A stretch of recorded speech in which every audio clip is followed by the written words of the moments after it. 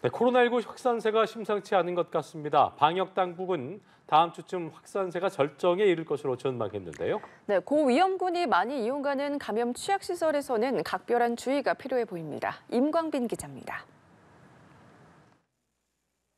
코로나19가 빠른 속도로 재확산하면서 이달 말에는 작년 최고 유행 수준에 달할 것이란 전망이 나왔습니다.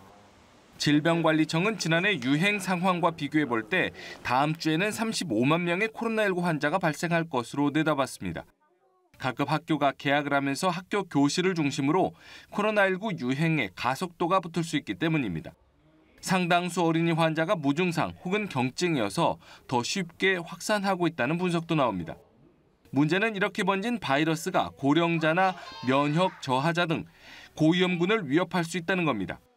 지난 6월까지 감염 취약시설에서의 코로나19 집단 발생이 한 건도 없었지만 이달에는 2주 만에 69건으로 급증했습니다.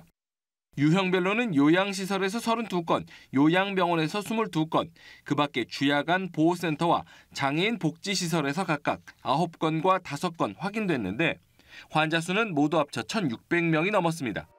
질병청은 이 같은 감염 취약시설 내 감염병 확산 가능성을 초기에 차단하기 위해 집단 발생 기준을 기존 10명에서 2명으로 대폭 강화했습니다. 요양시설 등 감염 취약시설에서 일주일 이내 종사자와 입소자를 포함해 2명 이상의 코로나19 환자가 발생하면 즉각 보건소에 신고하도록 했습니다.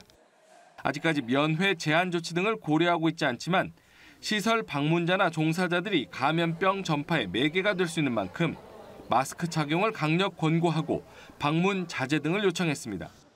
방역 당국은 또 환자 발생 추이를 조금 더 지켜본 뒤 추석 연휴를 일주일 앞두고 코로나19 관련 대응책을 내놓겠다고 밝혔습니다.